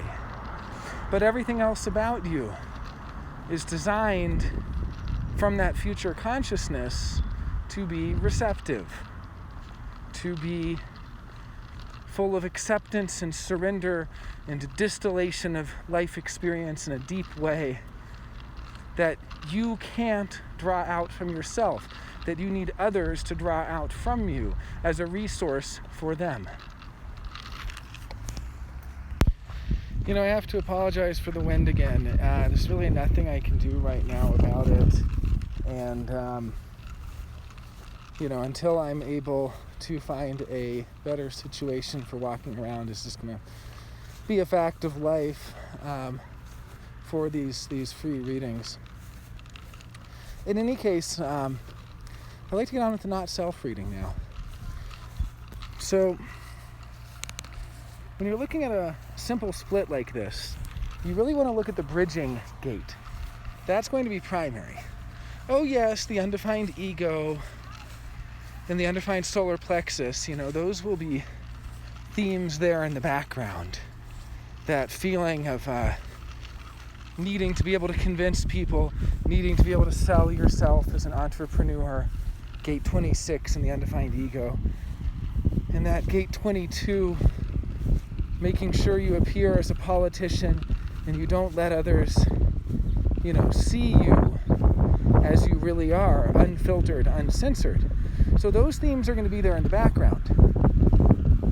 Just to recap, the theme of the undefined ego being essentially about proving yourself and proving your self-worth through making promises, through exerting willpower, in this case with gate 26, through convincing others and through selling them. 26 is the great salesman, or salesperson, I should say. And then there's gate 22 in the solar plexus. And gate 22 in the solar plexus is going to be the great politician, the one who always appears full of grace, who appears to be a great listener. Oh, and you can be a great listener, sure. But again, as the not-self, this is going to be the attempt to always appear that way. The not-self of the undefined solar plexus is always trying to show a censored, filtered version of itself. It's trying to show a version of itself that is boulderized, that is, ready for primetime TV in the sense that it's filtered so that it doesn't ruffle any feathers, so that it doesn't have any rough edges. They're all sanded off. It wants to show a polished self-image to the other, and what it ends up doing is showing a false self to the other. It ends up showing a censored version of yourself. The undefined solar plexus is always saying, I can't really show them who I really am. Then I'll just end up being frustrated if I show them who I really am. So instead, I better not hurt their feelings. I better not disappoint them. I better show them a version of myself that they will find palatable. That's what the undefined solar plexus is doing. And with that gate 22, what makes it appear palatable is going to be specifically the grace, a gracious version. Now with gate 55 also, that's about showing them a spirited, enthusiastic version. I'd better not show them my melancholy. I'd better not show them my bad mood. What I should show them is my spiritedness, my enthusiasm, my excitement. So here you have an undefined solar plexus, which, as the not self, is going to be always trying to show the other person grace and enthusiasm, grace and spirit. And that undefined ego is always going to try to show the other person that tough ego that doesn't get its feelings hurt. I'm not threatened about anything. I'm not threatened by this. I'll show you how strong I am. I'll show you what nerve I have. Always trying to show the other the nerve. So if this were a single definition chart, we would end right there. We would just say, okay, that's the not self. The foundation of the not self is that nervy gate 26 in the undefined ego. And then the outer layer of the not self is gate 22 and gate 55 in the undefined solar plexus. But this is not a single definition chart. This is split definition. So as we'll see, those not self aspects, they're there, but they're there in the background. That's not what this person's life is about. They're not going through their whole life just trying to prove themselves. They're not so focused chasing after anything that alleviates the threatened feeling of the undefined ego, or that allows them the escapism of the undefined solar plexus. No, those are background thematics. The foreground thematic here is going to be that gate 56. So let's just talk about gate 56 for a moment. Gate 56. This is a little excerpt from the International Human Design School. Spellbinding voices that stimulate and delight us with stories of their adventures. So that's one way of describing it. The bards who told colorful tales. And it's the voice that says, I believe. I believe. So what this shows us immediately is, well, we can see a number of things. One is, here's someone whose entire not self is going to be hung up on I believe. It's going to be hung up on trying to be stimulating. Hung up on being a good storyteller who captures people's attention. I have to get their attention, and I have to state what I believe, and I have to stimulate them with my stories of adventure. And if I don't do those things, I'm going to end up frustrated and angry. That's what the not self says. Now, of course, it's not true. It's not true, but that's what the not self says. It's going to say, I believe this, and I believe that, and I believe if I don't, if I don't have anything interesting to say, if I don't have anything stimulating to say, if I can't express my ideas, if I'm boring to other people, then they won't pay attention to me, and then I'll be frustrated. So we see that this is someone whose entire life is wrapped up in getting attention. Their entire life is wrapped up in being stimulating and being interesting and being worried about boring people and wanting to be stimulating to them. Good. And so that's what it is for this person. This is the not self. This is how it works. Now, of course, the ego and the solar plexus are there as a background frequency. I'd better not show them anything. Well, because the undefined solar plexus is all about hiding, right? It's about hiding parts of yourself and being very selective about what you reveal to people and what you show them. So with the undefined solar plexus, we see, I better hide any part of myself that's not stimulating. I better hide anything that's boring or not interesting to other people. I'd better hide those parts of myself which are not able to capture the attention. And then, with the undefined ego, with that gate 26, we see that this person is going to be trying to prove their nerve. So they're going to spend their whole life going, I have to be stimulating, and what I have to stimulate with is my nerve. I have to be nervy. And how nervy, I have to tell them stories of what nerve I had. They kicked me out of the restaurant, and I walked right back in the next day and sat down at the same table. And they want everyone to go, oh my word, what nerve this person has. What a nervy ego to just go back after getting kicked out. Or, I was in the business meeting and they offered to sell it to me for $10,000, and I ended up selling them my services for $15,000. Those kind of stories.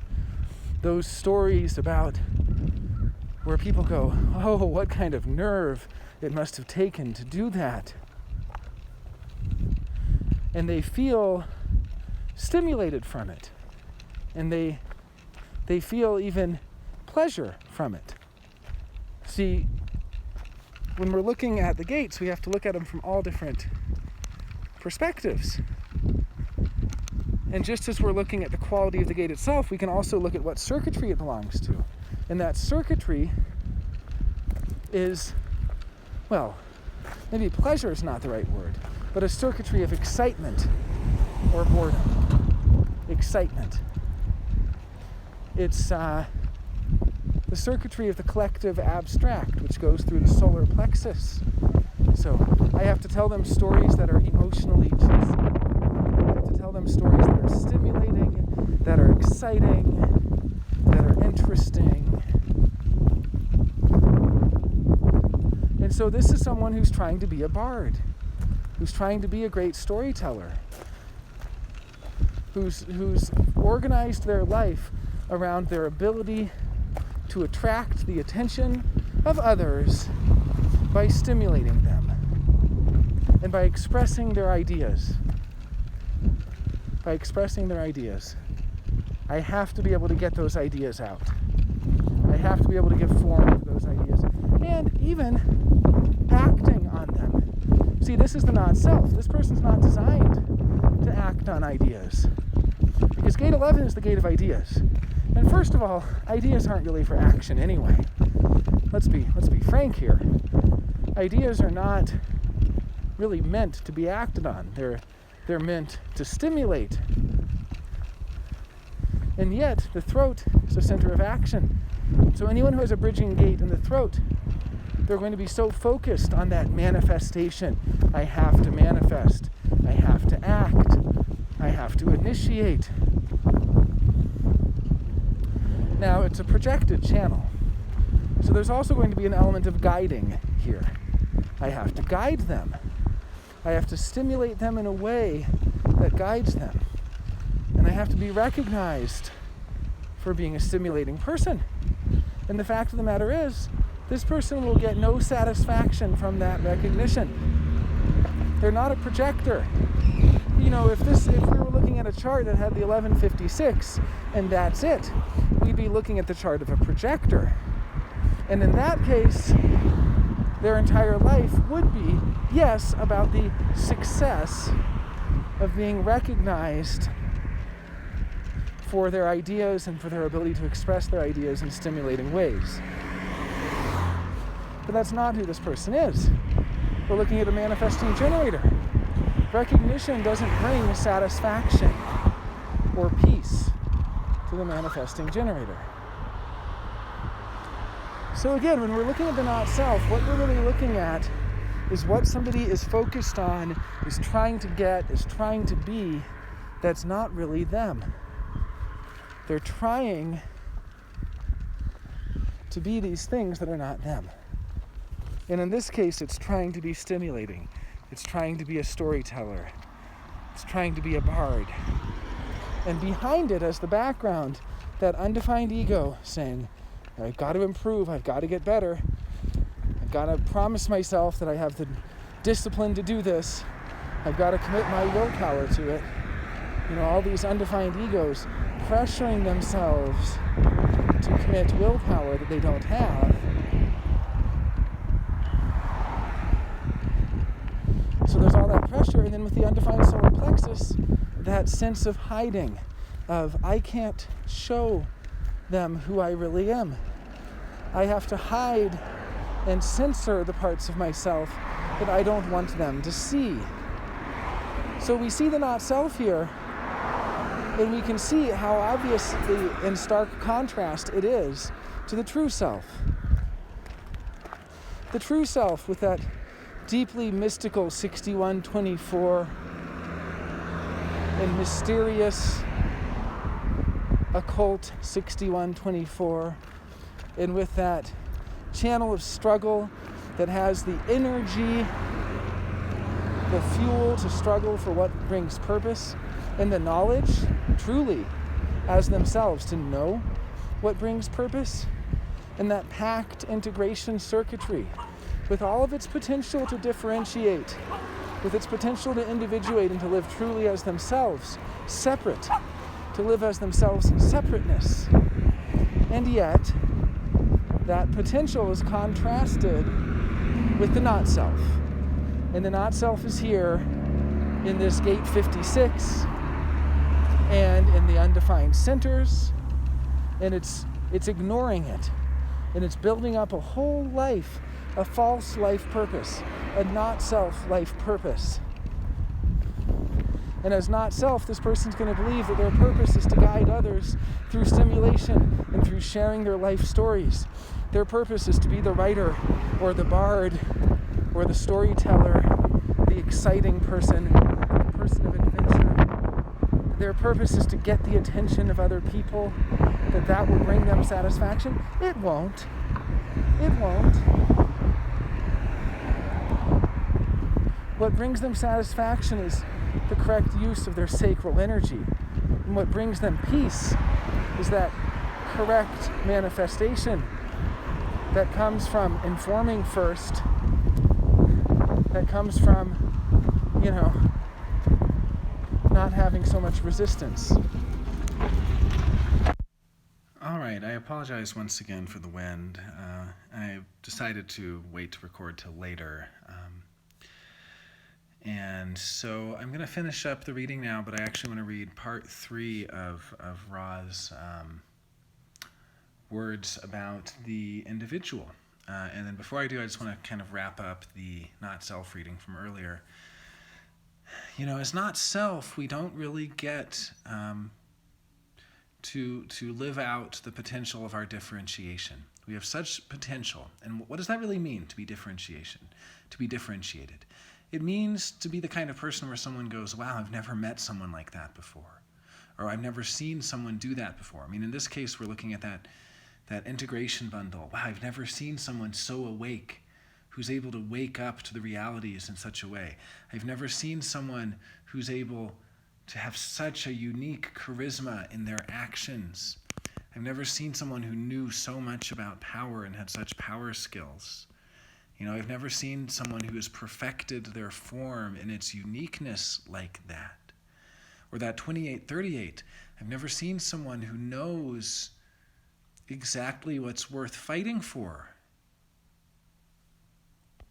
Or that 6124. Someone who's pondered such mysteries and who has such insights into the divine mysteries. Someone with such a mutative mind. That's the potential that's there. And the not-self is there all along, pulling you away from who you really are, pulling you away from the good struggle, pulling you away from taking action in awakeness and putting you back to sleep so you take action as a sleeping phoenix. And there with the repetitive not-self thoughts, thinking about, these unsolvable mysteries in endless repetition. Just a side note, Pluto carries a tremendous quality of truth for each of us. Pluto is where we hold our truth. And here we see Pluto, both Plutos in 28.4, and that the truth for this person is all about holding on and taking advantage of opportunities for the greater good. That fourth line of gate 28, knowing what's worth risking and taking those risks to build that network to get those opportunities that bring purpose and meaning to life. So what this person's really here to do is express that 28-4. And yet, if you're not self, you never get to your Pluto. You never get to see your Pluto, your real truth. It gets clouded by Neptune. And you think your life is all about your Neptune placements. And so here we have 58-2, taking joy in rather unusual things. The line 58-2 is called perversion. And so we have basically someone who thinks that their purpose, that their real truth, is to take joy in things. And then the other one is 10-6, the personality Neptune, the role model. So they think that they're supposed to be a role model, and they think they're supposed to take joy in things, and that is what will fulfill their purpose. But actually, their purpose is to be a gate 28 game player holding on for that channel of struggle, building that network and building those opportunities and taking advantage of those opportunities to bring life purpose. It's very different. And you see, you never get there as long as you're making decisions with your mind. As long as this person's making decisions with their mind, we know exactly what kind of decisions they're going to make. They're going to make decisions based on the criteria of, will it be a good story for me to tell later? Will it bring stimulation? Will it get me attention? Will I be recognized for my storytelling abilities? Those are the decisions they're going to make. And those decisions that allow them to express that nerve of gate 26, that grace of gate 22, that spirit of gate 55. And that's not them. These are the not self gates. These are the not self gates. Gates in undefined centers are not self gates. Now, it doesn't mean that you can't use them to your advantage in some sense, or, with an understanding of the mechanics, there can be real wisdom there.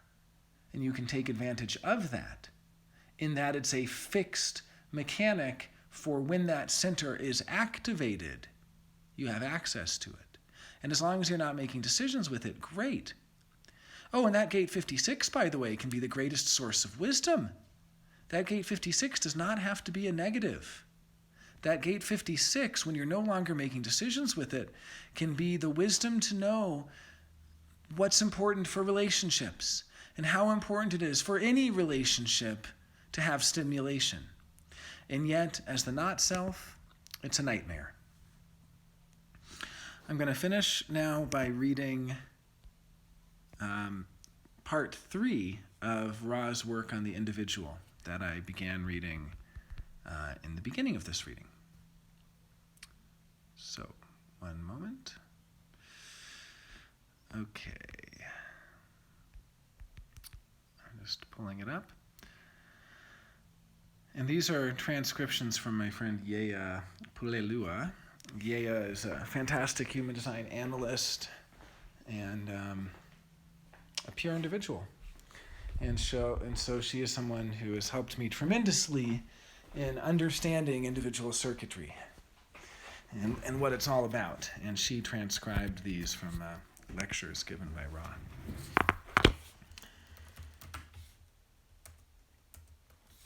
Okay.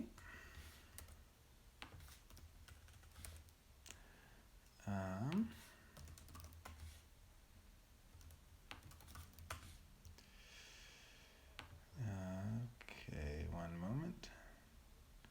I thought I had them, but they actually weren't there.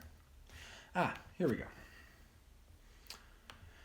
Okay, fantastic. So I'm just going to read the last part of part 2, and then I'll start with part 3. Ra's saying, it's always the thing he dislikes about the New Age, is the promise that something will happen. It's not what it's about. You can be awake and nothing happens. As a matter of fact, it's interesting. It is. At least the cards are all laid out. And he says, he's not Newton having to deal with Einstein. If you are Newton having to deal with Einstein, you go to bed crying every night. You don't have to deal with that.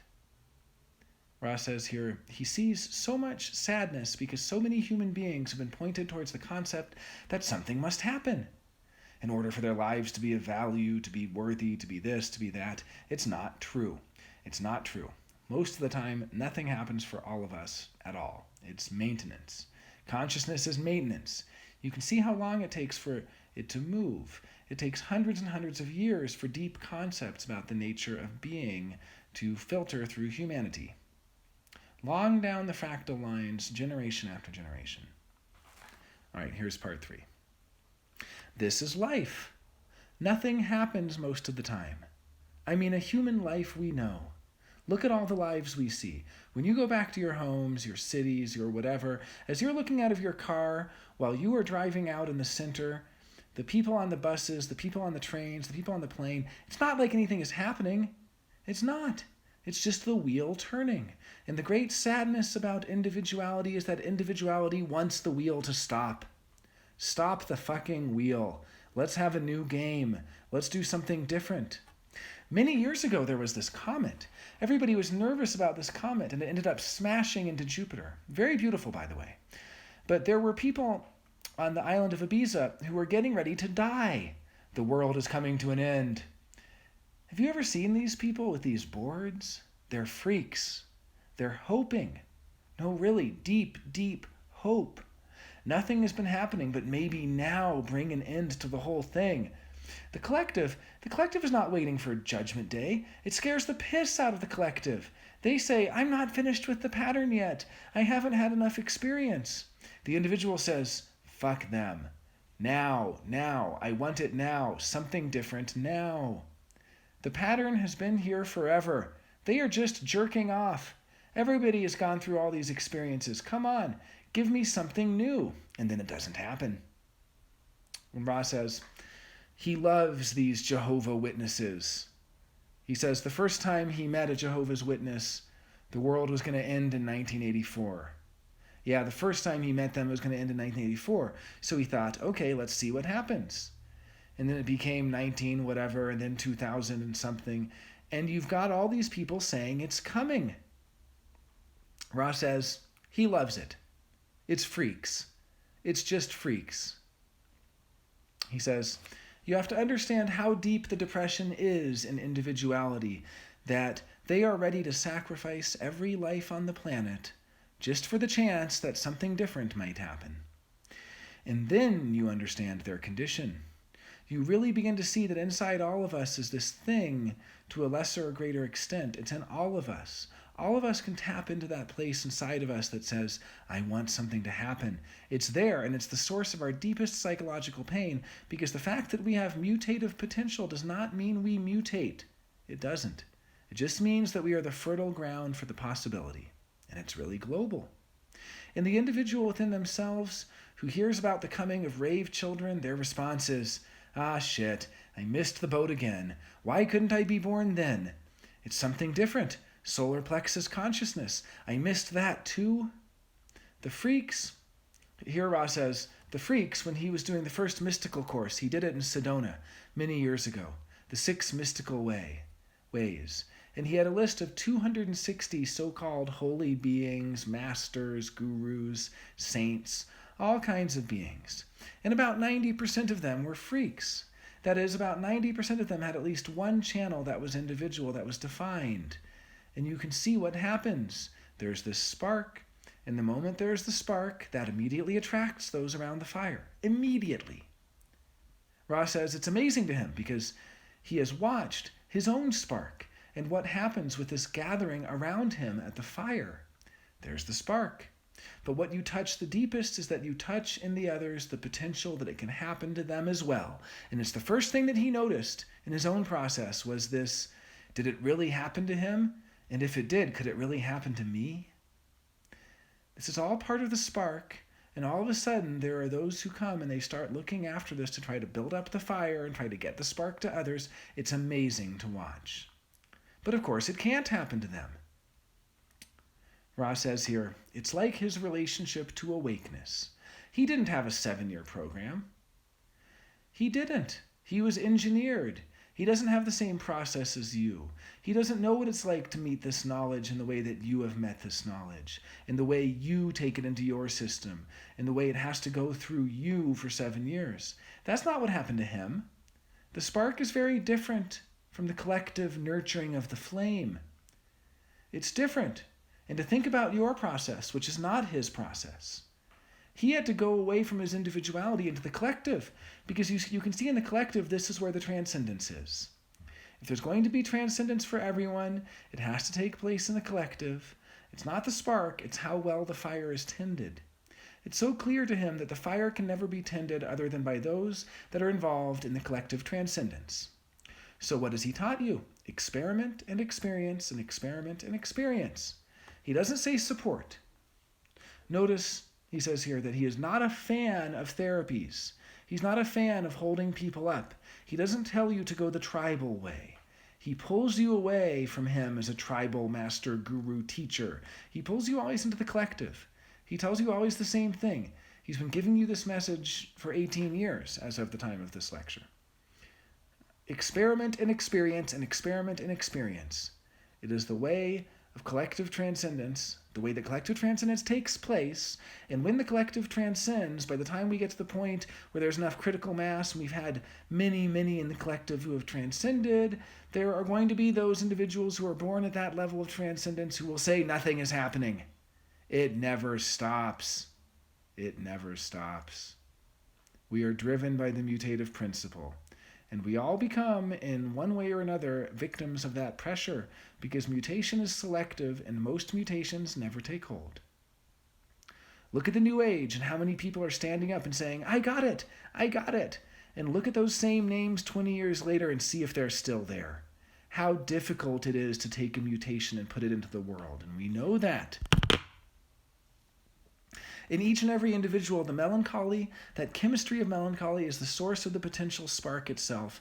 And because of that, that melancholy carries in each and every one of us this sense that life is not worth it. This whole process, this whole business of being alive, of having to look after the fragility of being in one of these forms, dealing with our bodies and their problems, dealing with the material plane, dealing with all the things that come with being a biomechanism, and at the same time that most people are not self and are unhealthy in that process. And it's so important to see why one of the main reasons why people are not open to the truth is that they do not believe it's anything different than what they have heard before. And they don't think it is going to change anything. They don't. They really don't. Most people that go to a reading of any kind do not expect truth because they don't really expect that the truth is around. They are ready to see that there is a little hint of this and a little hint of that. The whole thing about the individual process is that it carries within it this, it could be better. It could be different. There's somewhere to go. Why is it that the moment you release someone from their melancholy into creativity that something new emerges? No other design than individuality is so concerned about the spirit. The 55th gate and the 25th gate are specifically about the spirit. And we have to heal the spirit of individuality. We have to. Now, one of the ways, obviously, you do that is that if you're operating correctly, your not self is not going to take this instrument of melancholy and turn it into all kinds of deep problems and terrible decisions. It's a pain, and they really don't know what to do with it. And when you recognize how much individuality is in the body graph, you realize that we don't have billions of artists on this planet. We don't have billions of creative beings on this planet. That's why it's not a really creative planet. It isn't. It's not a very creative consciousness. It isn't. And on that melancholy note, I will leave you. But thank you for listening. Once again, I apologize for all of the wind sound earlier. I've been looking for solutions, and if I can buy one of those windscreen masks to wear when I'm walking around, or whatever it is. But in the meantime, I appreciate you all for listening despite the technical difficulties, and please, as always, feel free to leave any questions or comments in the YouTube, or you can always email me at jdempsey@gmail.com. That is Dempsey with a C, JDEMPCY @gmail.com. All right. Thanks for listening.